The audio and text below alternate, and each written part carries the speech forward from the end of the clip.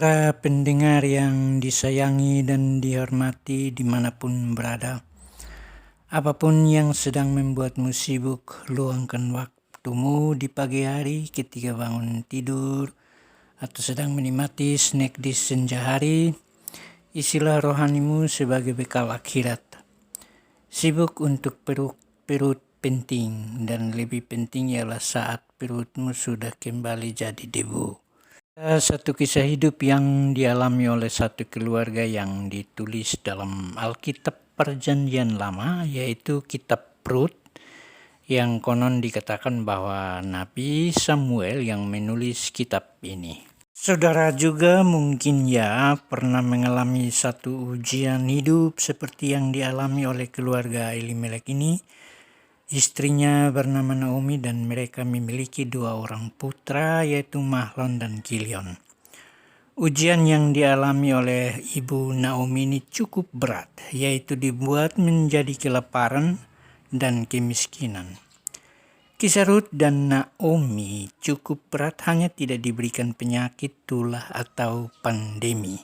Berbeda dengan kisah Ayub. Untuk masuk ke dalam tema yang sesungguhnya, yaitu ujian terhadap iman, saya akan bacakan cuplikan atau penggalan teks dari Rut pasal 1, yaitu ayat 19 sampai dengan 21. Dan berjalanlah keduanya sampai mereka tiba di Betlehem. Ketika mereka masuk ke Betlehem, gemparlah seluruh kota itu karena mereka, dan perempuan-perempuan berkata, "Naomikah itu?" Tetapi ia berkata kepada mereka, "Janganlah sebutkan aku Naomi, sebutkanlah aku Mara, sebab Yang Maha Kuasa telah melakukan banyak yang pahit kepadaku.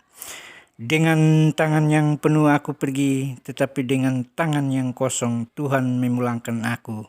Mengapakah kamu menyebut aku Naomi? Karena Tuhan telah naik saksi menentang aku, dan Yang Maha Kuasa telah mendatangkan malapetaka kepadaku." Dari kitab Kejadian sampai dengan kitab terakhir, yaitu kitab Wahyu, dapat saya rekam kira-kira kurang lebih terdapat 10 jenis ujian yang diberikan Tuhan kepada manusia. Ini yang mayor, yang biasa kita tahu karena terjadi di antara kita, yaitu 1, sakit penyakit. Itu paling banyak diceritakan di dalam Ayub pasal 1, Ayub pasal 2, dan Ayub pasal 3. Yang kedua adalah bencana alam. Ini banyak yang terjadi pada zaman Yesus, yaitu Lukas 13 ayat 1 sampai dengan 5. Dan Perjanjian Lama itu bencana alam itu terjadi di Imamat pasal 16 full ceritanya.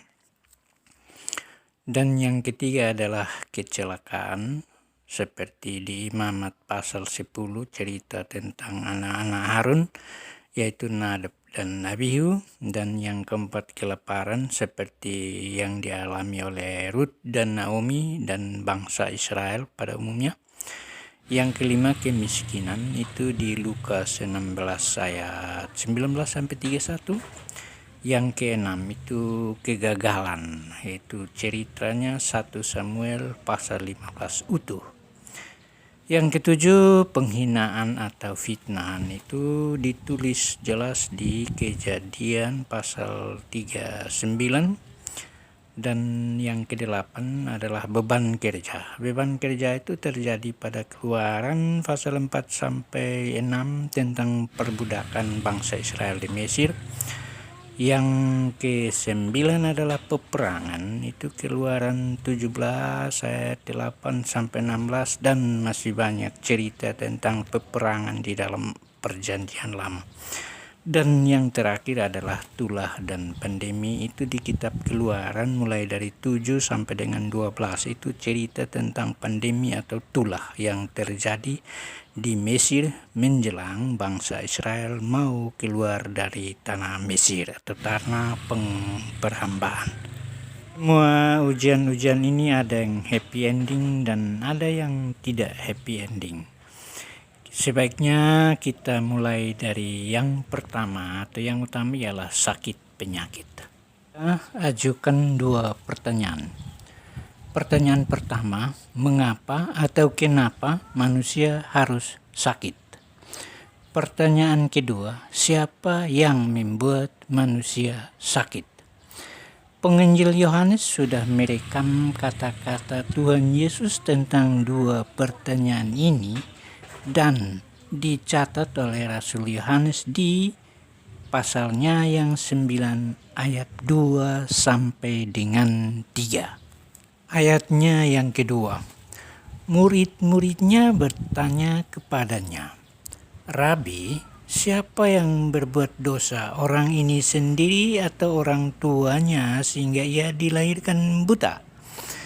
Jawab Yesus, bukan dia dan bukan juga orang tuanya, tetapi karena pekerjaan-pekerjaan Allah harus dinyatakan di dalam dia. Lalu pertanyaannya, pekerjaan Allah yang mana? Saudara, saya ajak simak Wahyu pasal 2 ayat 10 yang berkata, jangan takut terhadap apa yang harus engkau derita. Sesungguhnya iblis akan melemparkan beberapa orang dari antaramu ke dalam penjara supaya kamu dicobai dan kamu akan beroleh kesusahan selama 10 hari. Hendaklah engkau setia sampai mati, dan aku akan mengaruniakan kepadamu mahkota kehidupan. Muncul satu pertanyaan lagi. Mengapa iblis mempunyai kuasa sebesar itu? Coba saudara simak Ayub pasal 1 ayat 12. Maka firman Tuhan kepada iblis, nah, segala yang dipunyainya ada dalam kuasamu, hanya janganlah engkau mengulurkan tanganmu terhadap dirinya. Kemudian pergilah iblis dari hadapan Tuhan. Siapa yang kasih iblis kuasa? Jelas Tuhan Allah lah, Tuhan Allah dong yang kasih. Simpulan sementara yang saya miliki adalah yang membuat manusia sakit, yang membuat manusia lapar dan miskin adalah iblis yang sudah dapat kuasa dan otoritas dari Tuhan Allah. Iblis juga dikasih hak untuk cabut nyawa manusia. Kita lihat di Ayub pasal 1 ayat 18. Baca sendiri karena ayat ini saya sudah sebut berulang-ulang. Saudara, kalau bangsa Israel tidak taat kepada perintah Tuhan, maka resikonya adalah 1, gagal panen, 2, kalah perang, dan yang ketiga adalah dibuang ke segala bangsa. Tuhan tidak dapat dielakkan. Kita lihat di Yeremia pasal 5 ayat 5 sampai 6. Nabi Yeremia berusaha sekuat tenaga untuk berdiskusi dengan para pemimpin bangsa Israel untuk meninggalkan Allah bangsa lain dan kembali kepada Allah yang sebenarnya. Tetapi apa jawab Tuhan? Coba kita lihat usaha Yeremia di ayat 5a dan dijawab langsung oleh Tuhan di ayat 5b.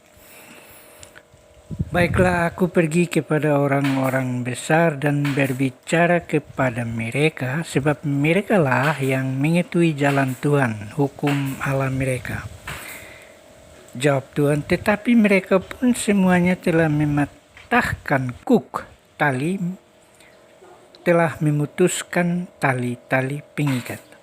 Hukumannya apa? Di ayat 6.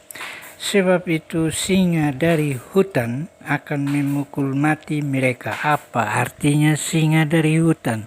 Itu jelas manusia yang sudah ditunggangi oleh iblis yang disebut dengan singa dari hutan. Dan serigala dari padang yang gersang akan merusakkan mereka.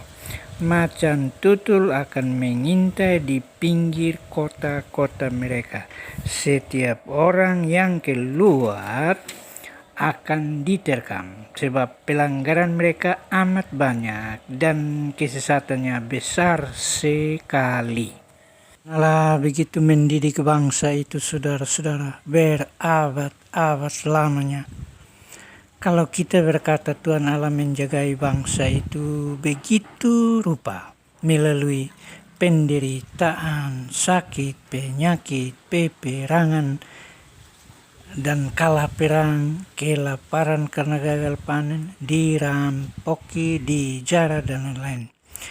Dalam kondisi yang mereka hadapi seperti ini, ada dua macam seruan Nabi Yeremia yang ditulis dalam pasalnya yang ke-17 ayat 5 dan 6 serta dilanjutkan dalam ayat 7 sampai 8. Sebaiknya kita baca supaya saudara-saudara paham. Ayat 5-nya berkata, beginilah firman Tuhan. Terkutuklah orang yang mengandalkan manusia, yang mengandalkan kekuatannya sendiri, dan yang hatinya menjauh daripada Tuhan. Ia akan seperti semak bulus di padang belantara. Ia tidak akan mengalami datangnya keadaan baik. Ia akan tinggal di tanah angus di padang gurun, di negeri padang asin yang tidak berpenduduk. Ayat 7-nya berkata begini. Diberkatilah orang yang mengandalkan Tuhan, yang menaruh harapannya pada Tuhan. Ia akan seperti pohon yang ditanam di tepi air, yang menambahkan akar-akarnya ke tepi batang air, dan yang tidak mengalami datangnya panas terik, yang daunnya tetap hijau, yang tidak khawatir dalam tahun kering, dan yang tidak berhenti menghasilkan buah. Pasti bertanya, mengapa kita sudah ibadat, sudah ke gereja, sudah sering sembahyang, baca Alkitab, tapi masih sakit, masih lapar, masih miskin, masih kecelakaan, masih mengalami kematian, dan lain-lain. Penulis kitab Yakobus berkata dalam tulisannya, yaitu Yakobus pasal 1 ayat 2 sampai dengan 4, yang berkata begini. Saudara-saudaraku, anggaplah suatu kebahagiaan apabila kamu jatuh ke dalam berbagai-bagai pencobaan. Sebab kamu tahu bahwa ujian terhadap imanmu menghasilkan ketekunan. Dan biarkanlah ketekunan itu menghasilkan buah yang matang, supaya kamu menjadi sempurna dan utuh dan tak kurang suatu apapun. Bagaimana caranya supaya saudara lolos dari ujian iman dan terhindar dari ujian-ujian yang saya sebutkan tadi? Yaitu satu, terhindar dari sakit, terhindar dari kelaparan, terhindar dari kemiskinan, terhindar dari kecelakaan, terhindar dari kematian rohani. Solusinya Tuhan Yesus sudah berikan pada saat khotbah di bukit dan ditulis oleh Matius atau Lewi di dalam Matius pasal 6 ayat 11 sampai dengan 13. Berikanlah pada kami pada hari ini makanan kami yang secukupnya, dan ampunilah kami akan kesalahan kami seperti kami juga mengampuni orang yang bersalah kepada kami, dan janganlah membawa kami ke dalam pencobaan, tetapi lepaskanlah kami daripada yang jahat. Ini doa yang diajarkan singkat, padat, dan jelas. Dan kalau manusia belum tahu lulus-lulus juga, maka Tuhan Allah mengizinkan iblis untuk memasukkan manusia ke dalam penjara selama 10 hari. Berkata, sesungguhnya iblis akan melemparkan beberapa orang dari antarmu ke dalam penjara supaya kamu dicobai dan kamu akan beroleh kesusahan selama 10 hari. Hendaklah engkau setia sampai mati, dan aku akan mengaruniakan kepadamu mahkota kehidupan. Kalau saudara membaca tulisan-tulisan Paulus, dan di Roma pasal 8, Paulus berkata tentang Allah turut bekerja dalam segala hal, Sedangkan Yakobus ditulis dalam Yakobus pasal 1 ayat 2 sampai 4 itu berbicara tentang ketekunan. Kalau ketekunan terjadi karena dua hal, yaitu satu, daya tahan, yang kedua, konsistensi. Kalau Rasul Paulus mengatakan Allah bekerja dalam segala hal, itu tujuannya untuk mendatangkan kebaikan bagi mereka yang mengasihi Dia, yaitu bagi mereka yang terpanggil sesuai rencana Allah. Toh Saulus sebelum menjadi Paulus, beliau turut serta dalam persoalan melempari Stefanus dengan batu sampai mati. Dialah salah seorang pelaku dan saksi mata ketika Stefanus menghembuskan nafas terakhirnya. Kisah Rasul 7 ayat 54 sampai 60 jelas. Lalu kenapa Tuhan Allah langsung balik dia sehingga dia bertobat dan dia adalah pemberita Injil ulung? Menjawab Roma 8 ayat 28 bahwa Allah turut bekerja dalam segala hal untuk mendatangkan kebaikan bagi mereka yang mengasihi Dia. Memang saudara, kalau kita baca Mazmur 139 ayat 17 sampai dengan 18, pikiran Tuhan Allah ini terlalu banyak. Lihat di video short saya sudah pernah berkata tentang itu. Saya sendiri juga meneliti pikiran Tuhan sampai dengan hari ini saya tidak tahu dapat dia pun terakhirnya. Menyangkut dengan penderitaan fisik berupa sakit penyakit, sakit kronis, sakit yang tidak bisa dapat diobati dan lain-lain sebagainya. Petrus berkata bahwa Kristus telah menderita penderitaan badani atau penderitaan fisik. Kamu juga harus mempersenjatai dirimu dengan pikiran-pikiran yang demikian. Karena barang siapa telah menderita penderitaan fisik atau badan atau tubuh, ia telah berhenti berbuat dosa. Jawab Wahyu pasal 2 ayat 10. Ini yang disebut dengan iblis melemparkan manusia ke dalam penjara selama 10 hari. Istilah 10 hari itu tidak menentu karena waktu Tuhan beda dengan waktu manusia. Petrus mengingatkan kita untuk tidak boleh melupakan satu hal. Sebaiknya saya bacakan itu ada di 2 Petrus pasal 3 ayat 8. Dia berkata begini, akan tetapi saudara-saudaraku yang kekasih, yang satu ini tidak boleh kamu lupakan. Berarti ini terlalu penting. Yaitu apa? Bahwa di hadapan Tuhan satu hari seperti 1000 tahun dan 1000 tahun sama seperti satu hari. Jadi waktu Tuhan yang ditulis di Wahyu 2 ayat 10 itu belum tentu 10 hari. Suka-sukanya Tuhan mau berapa lama itu tergantung dari waktu Tuhan. Jadi waktu Tuhan berbeda dengan waktu manusia. Kita tidak bisa mengkalkulasinya dengan matematika, saudara-saudara. Naomi adalah satu wanita dengan Ruth itu memiliki ketekunan yang luar biasa, yaitu daya tahan dan konsistensi. Apapun yang melanda mereka berdua tetap konsisten. Daya tahannya luar biasa, yaitu mereka tetap percaya bahwa itu adalah perbuatan Tuhan atas diri mereka.